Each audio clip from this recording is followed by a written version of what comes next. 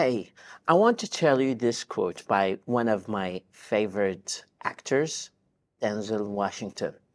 He said, I was a child and my grandmother called me and she said this: don't confuse movement for progress.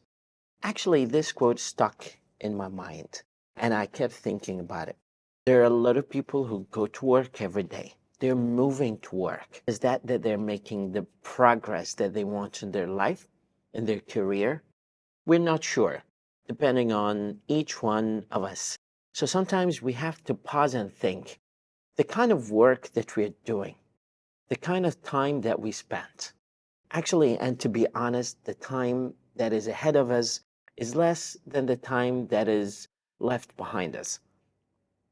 So you need to ask yourself sometimes, do you need to keep grinding in a work that you're not passionate about, that you're just doing to get a salary, or you want to pursue your dreams or your study, your PhD or your master, or you do something that you're truly passionate about, even as a side hustle, even for 1 hour a day after you finish your first work, to a point where you create this kind of transition, this kind of bridge that will lead you to do your kind of freelance work independently and in a way that is fulfilling to you.